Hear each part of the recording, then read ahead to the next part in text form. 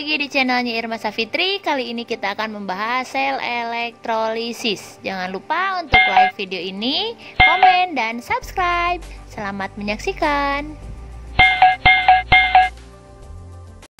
Halo, pada kesempatan kali ini kita akan membahas mengenai sel elektrolisis. Oke, untuk pengertiannya, sel elektrolisis adalah sel yang mengubah energi listrik menjadi suatu energi kimia, di mana sel elektrolisis ini merupakan kebalikan dari sel foto. Kalau sel foto adalah sel yang mengubah energi kimia menjadi energi listrik.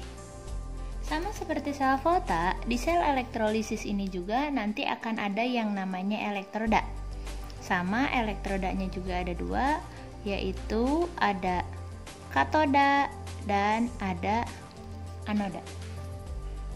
Bedanya adalah kalau di sel elektrolisis, katodanya itu akan bermuatan negatif dan anodanya akan bermuatan positif seperti ini. Sehingga bisa kita singkat kalau ringkasan dari elektroda ini adalah kenap. Kenap yang merupakan kependekan dari katoda negatif dan anoda positif. Untuk konsep reaksinya masih sama seperti sel foto karena ini merupakan sel galvanik. Reaksinya masih sama, yaitu anox Redcat, di mana nanti reaksi oksidasi akan berlangsung di anoda dan reaksi reduksi akan berlangsung di katoda. Nah, sampai sini bisa dipahami mengenai konsep dasar sel elektrolisis ya. Jangan sampai tertukar dengan sel foto. Untuk konsep reaksi nanti yang akan terjadi di katoda dan anoda, ingat lagi kalau katoda itu adalah elektroda yang bermuatan negatif ya, dan anoda itu adalah elektroda yang bermuatan positif. Maka nanti katoda karena dia bermuatan negatif, maka dia akan menarik ion positif, dan anoda karena dia bermuatan positif, maka nanti dia akan menarik ion negatif. Sampai sini jangan tertukar ya ketika kita meletakkan dia termasuk reaksi di katoda atau di anoda. Nah, apa saja yang termasuk ion positif? Ya, ion positif atau selama ini kita kenal dengan istilah kation. Ingat, yang termasuk kation adalah semua logam yang dia ada di deret foto. Nah, di video sebelumnya kita sudah membahas bagaimana cara menghafal deret foto. Sedangkan untuk ion negatif atau kita kenal dengan istilah anion, itu nanti adalah unsur selain yang ada di deret foto. Nah, selanjutnya untuk konsep reaksi nanti harus dibedakan antara reaksi yang terjadi di katoda dan reaksi yang terjadi di anoda. Di mana untuk reaksi yang terjadi di katoda maka akan terjadi reduksi terhadap kation, Dan yang terjadi di anoda adalah oksidasi terhadap anion atau ion negatif. Ya, jadi sampai sini jangan tertukar. Ingat, kalau di katoda itu nanti akan terjadi reaksi reduksi terhadap kation, dan kalau di anoda akan terjadi reaksi oksidasi terhadap anionnya. Nah, untuk yang pertama yaitu ketika nanti dia bentuknya adalah larutan. Ya, larutan dan dia unsurnya dalam deret volta terletak di sebelah kiri H2O atau sebelum H2O. Saya tuliskan saja seperti itu. Maka nanti reaksi yang akan terjadi adalah tentu saja di sini reduksi air. 2H2O ditambah 2 elektron menjadi 2O- ditambah dengan H2. Kalau ada pertanyaan, kenapa harus air yang tereduksi di katoda? Karena nanti akan ada kompetisi ya antara air dengan unsur-unsur yang letaknya di sebelah kiri H2O. Dan tentu saja nilai potensial reduksinya kepunyaan air akan lebih besar dibandingkan dengan kepunyaan unsur tersebut.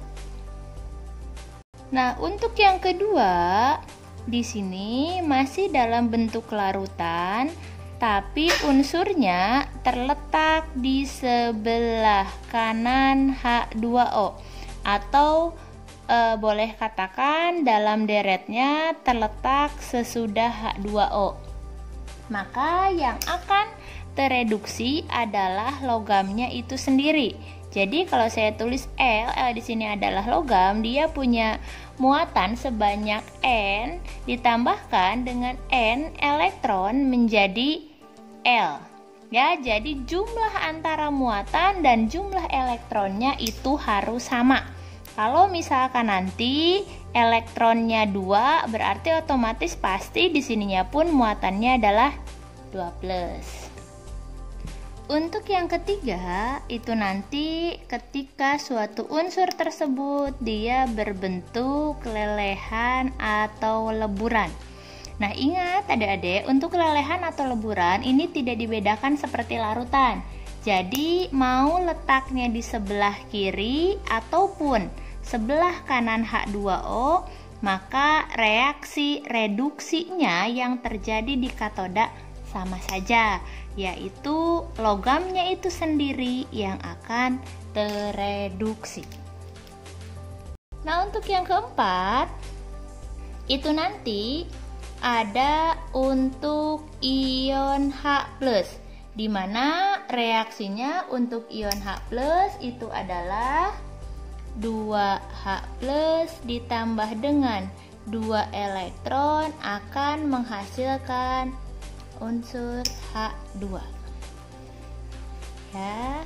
Oke, adik-adik, ini adalah reaksi yang terjadi di katoda, di mana yang terjadi adalah reaksi reduksi terhadap kation. Selanjutnya yaitu untuk reaksi yang berlangsung di anoda, di mana di anoda itu akan terjadi reaksi oksidasi terhadap anion. Yang pertama, aturannya adalah untuk atau reaksi untuk ion sisa oksi. Apa sih ion sisa oksi itu? Ion sisa oksi adalah ion negatif yang nanti dia mengandung oksigen seperti SO42-, NO3-, CO32-, dan lain-lain. Itu dia termasuk ion sisa oksi. Nah, untuk ion sisa oksi itu sendiri, maka nanti yang akan teroksidasinya adalah air, di mana reaksinya adalah 2H2O menjadi 4H+ tambah 4 elektron ditambahkan dengan O2. Jangan tertukar dengan reaksi yang ada di katoda tadi ya. Untuk yang kedua, nanti itu untuk ion halida atau ion-ion golongan 7A yang terdiri dari F, Cl, Br, dan I. F-, Cl-, Br-, dan I-. Maka reaksi yang terjadi adalah 2X- menjadi X2 ditambahkan dengan 2 elektron.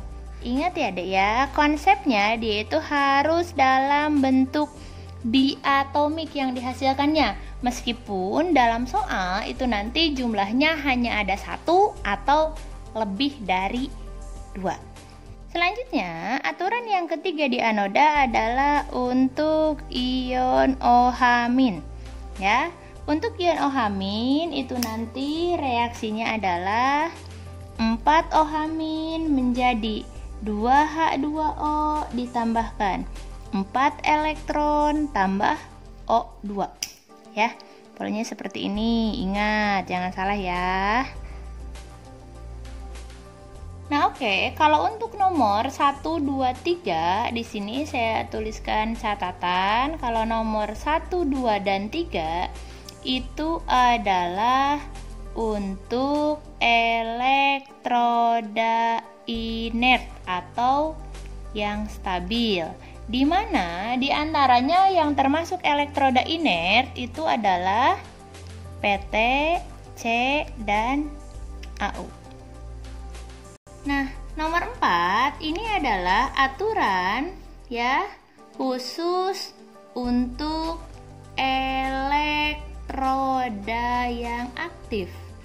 Di mana elektroda aktif yang dimaksud di sini adalah letaknya dia lebih kiri dibandingkan dengan logam dari senyawa yang dielektrolisis.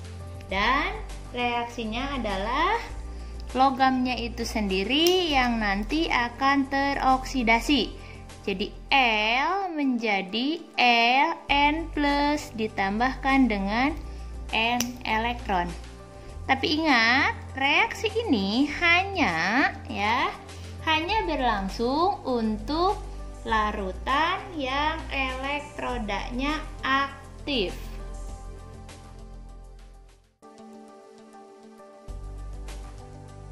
Oke, saya punya contoh soal di sini ya. Tuliskan reaksi elektrolisis dari yang A, larutan NaCl, yang B, lelehan NaCl, yang C, larutan H2SO4, dan yang D itu larutan AgBr. Untuk penyelesaiannya, saya nanti akan mulai dari yang A. Yang A di sini adalah larutan NaCl. Yang pertama harus kalian lakukan adalah ionkan dulu larutan tersebut atau senyawa tersebut. NaCl saya ionkan jadi Na plus ditambah dengan Cl-. Ingat, nanti ion positif akan tertarik ke katoda dan ion negatif akan tertarik ke anoda. Sampai sini bisa difahami kan ya? Nah, selanjutnya saya tuliskan lagi untuk reaksi yang terjadi di katodanya. Karena dia adalah larutan, dan kalau larutan, ingat, lihat nanti unsurnya sebelah mana H2O. Oh, ternyata Na itu letaknya adalah sebelah kiri H2O. Maka yang ditulis reaksinya adalah air. Tulis saja seperti yang sudah ada di reaksi yang tadi. 2H2O tambah 2 elektron menjadi 2OH- ditambah dengan H2 seperti ini. Dan untuk reaksi yang di anoda Cl- berarti itu masuknya ke halida. Maka nanti tulisnya 2X-, kan polanya seperti itu ya. 2X- saya tulis 2Cl- loh. Itu kan Ca-nya 1, tidak apa-apa karena ini merupakan konsep ya. Jadi yang diinginkan di hasilnya adalah berupa unsur diatomik atau X2 atau saya tuliskan di sini Cl2 tambahkan dengan 2 elektron. Nah, ini reaksi elektrolisis untuk larutan NaCl. Ya, bisa dipahami sampai sini. Untuk yang B, nanti yang ditanyakan di sini adalah lelehan NaCl. Ini nanti serupa tapi tak sama ya. Yang pertama dilakukan sama seperti tadi. NaCl-nya kita ionkan jadi Na+ ditambah dengan Cn-. Ingat, selalu kategorikan kalau yang positif nanti akan tertarik ke katoda dan yang negatif nanti akan tertarik ke anoda. Dan ingat, karena dia bentuknya lelehan atau leburan, maka tidak ada bedanya mau letaknya sebelah kiri atau sebelah kanan H2O, itu nggak masalah. Karena ini Na+, saya tulis lagi Na+. Karena muatannya 1 berarti saya hanya butuh 1 elektron, ya, menjadi Na logamnya. Dan kemudian di anodanya apa? Anodanya sih ambil ini sama dengan yang tadi ya, di mana unsur yang terlibat adalah ion halida, maka nanti 2Cl- menjadi Cl2 ditambah dengan 2 elektron, seperti itu. Untuk yang C, soalnya itu adalah untuk larutan H2SO4. Caranya sama, yaitu pertama kita ionkan dulu H2SO4 terurai jadi 2H+ ditambah SO4 2-. Seperti ini. Jangan lupa kita kelompokkan juga ion positif tertarik ke katoda dan ion negatif akan tertarik ke anoda. Maka reaksi yang terjadi di katoda adalah, ingat H+. H+ tadi ada ya. Tulis saja lagi. Polanya adalah 2H+ tambah 2 elektron menjadi H2. Dan di anodanya baru nih, oh ternyata ada SO4, dan SO4 2- itu masuknya adalah ion sisa oksi. Nah, kalau ion sisa oksi, maka reaksi yang terjadi di anodanya adalah oksidasi air. Tulis saja 2H2O menjadi 4H+ tambah 4 elektron tambah O2. Seperti ini ya. Selanjutnya untuk yang D, di sini ada untuk larutan AgBr ya. Ingat, ini caranya sama. Yang pertama kita ionkan dulu AgBr menjadi Ag+ ditambah dengan Br-. Seperti biasa kita kelompokkan, Ag tertarik ke katoda dan Br tertarik ke anoda, seperti itu. Dan reaksi yang berlangsung di katoda, ingat Ag logamnya itu adalah agak pahit au, berarti sebelah kanan ya, pasti dia sebelah kanan H2O. Maka tulis lagi Ag+, berarti elektronnya pun 1. Kalau ininya 2 berarti elektronnya harus 2 ya guys, menjadi Ag. Dan untuk anodanya sama, oh dia juga termasuk ion halida, maka dituliskan 2 Br- menjadi Br2 ditambahkan dengan 2 elektron. Nah, seperti itu. Terima kasih sudah menyaksikan video kita.